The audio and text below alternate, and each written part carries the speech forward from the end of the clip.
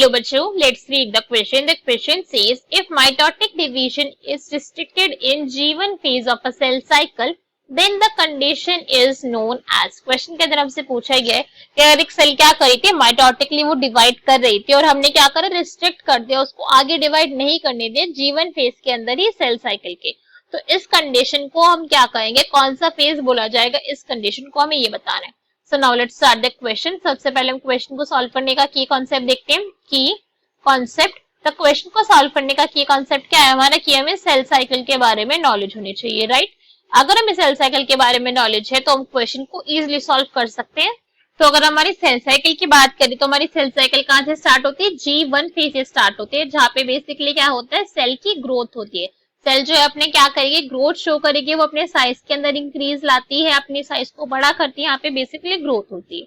उसके बाद सेल हमारी एंटर कर जाती है एस फेज के अंदर. एस फेज के अंदर यहाँ पे बेसिकली क्या होता है, जितने भी प्रोटीन्स रिक्वायर्ड होंगे, जितने भी हमारे different type of proteins requirement होगी, प्रोटीन के साथ साथ जो डीएनए का एप्लीकेशन होगा वो सब यहाँ पर होगा. तो आप यहाँ पे देख सकते हैं डीएनए एप्लीकेशन यहाँ पे मेंशन है. इसके साथ साथ जो होते हैं हमारे सेंट्रीओल्स, उनका भी यहाँ पे एप्लीकेशन होगा. साथ साथ में जो प्रोटीन्स होते हैं जो रिक्वायर्ड है हमारे डीएनए के एप्लीकेशन के लिए, हिस्टोन प्रोटीन्स, उनका भी यहाँ पे क्या होता है, उन सबका भी यहाँ पे डुप्लीकेशन होता है. तो बेसिकली जो हमारे डीएनए है, जो हमारे जीवन के अंदर हमारी सेल थी या हमारी सेल है, इसने क्या करा, अपने साइज के अंदर ग्रोथ करा, और जिसके डीएनए का अमाउंट क्या था हमारा 2C था, अब वो यहाँ पे आगे रेप्लिकेट होकर 2C से 4C बन चुका है. अब इसके बाद सेल हमारी एंटर करती है G2 फेज के अंदर. और G2 फेज के अंदर क्या होता है, यहाँ पे भी प्रोटीन की सिंथेसिस होती है, काफी सारे यहाँ पे प्रोटीन की सिंथेसिस होगी. फॉर एग्जांपल ट्यूब्यूलिन प्रोटीन जो माइटोटिक स्पिंडल की फॉर्मेशन के लिए बहुत ज्यादा इंपॉर्टेंट है, उसकी जो है वो सिंथेसिस इस फेज के अंदर होती है. RNA synthesis also take place in this phase, ठीक है. आरएनए की सिंथेसिस भी क्या होगी, इसी फेज के अंदर होगी. कुछ प्रोटीन डिफरेंट होते हैं, उनकी भी सिंथेसिस इसी फेज के अंदर होती है, प्रोटीन सिंथेसिस. और इस फेज के अंदर चेक भी करा जाता है रेप्लिकेशन एरर के लिए, कि भैया जो हमारा डीएनए अभी हमारा कब हुआ था, इस फेज के अंदर जो डुप्लीकेट हुआ था, डुप्लीकेशन उसकी हुई थी, तो चेक करा जाएगा कि भैया ये जो डीएनए हमारा रेप्लिकेट करा है, इसके अंदर किसी टाइप की एरर तो नहीं है. अगर एरर है तो सेल क्या करेगा, या तो सेल को ही डिस्ट्रॉय कर देगा, या फिर कहेगा वापस जाओ, ढंग से डिवाइड कर कराओ, ढंग से रेप्लिकेट कर कराओ, फिर आगे बढ़ना.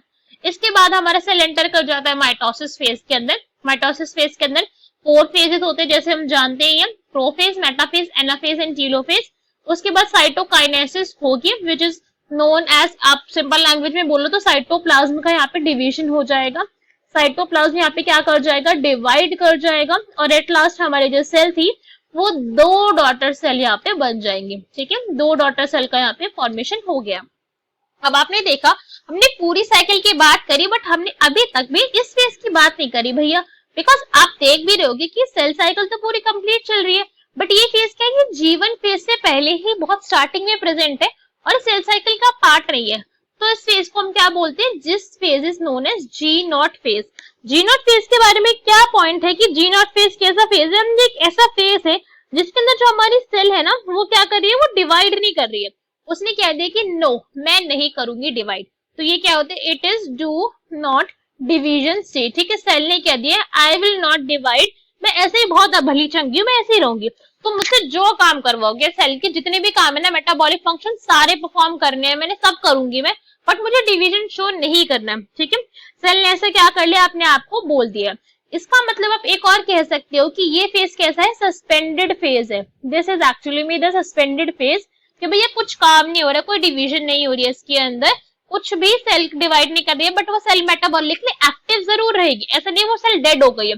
सिर्फ उसने डिवीजन की जो प्रोसेस है वो करना क्या कर दिया, छोड़ दिया. तो क्वेश्चन के अंदर हमसे पूछा गया था कि अगर G1 फेज के अंदर हमने सेल को क्या कर दिया, रिस्ट्रिक्ट कर दिया.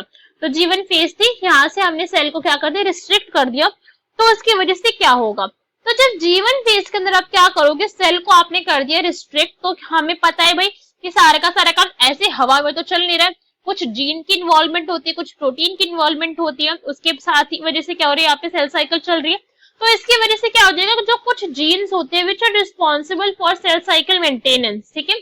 ऐसे कई सारे मार्कर जीन्स होते हैं, कई सारे यहाँ पे क्या हो सकते हैं, आप बोल सकते हो कि रेगुलेटर जीन्स होते हैं, जो बहुत ज्यादा हमारे इंपॉर्टेंट होते हैं सेल साइकिल के रेगुलेशन के लिए. वो जीन्स क्या करेंगे, वो जीन्स हो जाएंगे भैया एक्टिवेट, क्या हो जाएंगे, ये जीन्स हो जाएंगे एक्टिवेट और कह देंगे कि ये अचानक से क्या हो गया, अभी अच्छी खासी सेल साइकिल चल रही थी अब नहीं चल पा रही है। तो वो जीवन फेज को ही क्या कर देंगे मिडल में, बिल्कुल मिडल में जहां से आपने रिस्ट्रिक्ट करा, मिडल ऑफ जीवन फेज में ही क्या कर देंगे, उसको स्टॉप कर देंगे कि सही सेल भैया रुक जाओ, नहीं कर सकती तुम आगे डिवाइड, कुछ पंगा हो गया है आगे, तुम्हारा डिवीजन को अब मैं अलाउ नहीं कर सकती, अगर डिवाइड करा तो कोई ना कोई यहाँ पे क्या हो जाएगी, कोई ना कोई एरर आ जाएगी which will be very harmful for the cell. तो यहाँ पे क्या हो जाता है, रोक दिया जाता है सेल को आगे डिवाइड करने से। ठीक है, ये पॉइंट हमको यहाँ पे समझ आया।